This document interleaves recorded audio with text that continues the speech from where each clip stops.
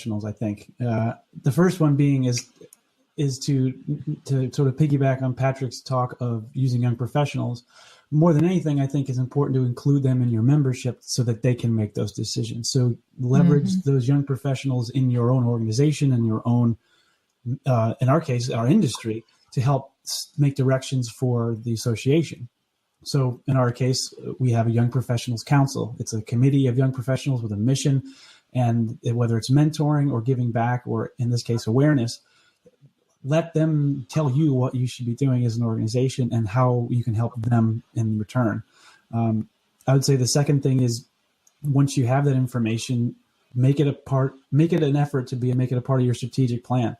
Don't ignore it, because that's, I think, where associations can go aloof, where we can forget that we are a member organization. And if we don't listen to them, we're going to miss the mark as well. And then I would say the third thing is, in our case, and probably even in Patrick's case, is go to the schools. If it's not the association, empower your members to go directly to the schools.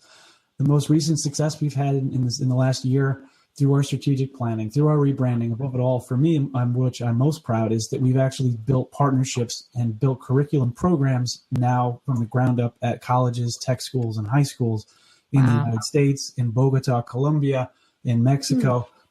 So by actually going out, making through your membership, and for the most part, leveraging your members again to make those connections at that university, and they can say, sure, you're going to give us curriculum, or you're going to support us with industry advisory, but they love it. All they want is, their goal is, and their mission is to help their students get good jobs. It's the same for us. So let's work together to do that. I love it. Thank you. And Heather? I'll give three different ones. So one I would say for parents, is to start exposing your kids to careers early. There's a lot of new startups out there that do career shadowing. I think that's really important, and they're never too young, 13, 14 years old, get them to start doing some job shadowing to really get their minds thinking in terms of what's going to be out there in the future.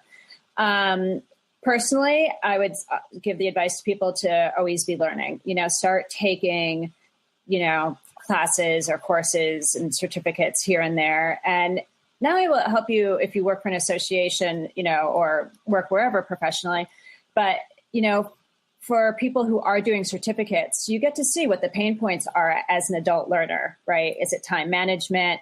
So I think it's really important to know, if you're in charge of certification, sorry, I can't speak today, or badging, like what the pain points are for adult learners.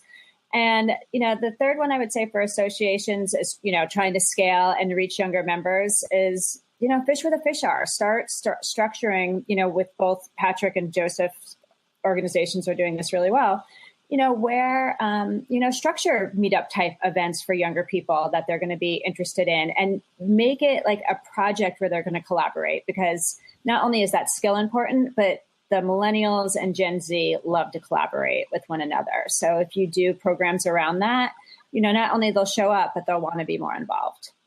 I love it. My gosh, you guys, wealth of information for all of you. What do you think? I mean, come on. What a fantastic chat this was today. Thank you for joining us on Association Chat. As a reminder, you can always catch each week's live episode as an audio podcast on Fridays. It's on iTunes, Google Play, Stitcher, all the places where you love to get your podcasts.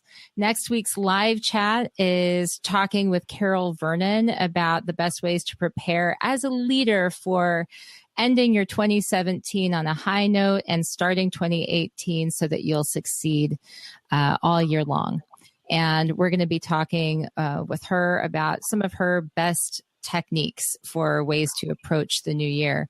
So until next time, everyone, I don't know about you. I'm going to keep asking questions so that I can learn every day, because as Joseph Campbell once said, the cave you fear to enter holds the treasure you seek. So you have a great week, everybody. See you soon. Bye. Thanks for listening to this episode of Association Chat. If you like this episode, or even just the concept of the show, please subscribe to it. Share it with your friends. Share it with your enemies. comment and talk about it using lovely words on all the socials. You know how it goes. Sharing is caring. And please make sure to tune in next time.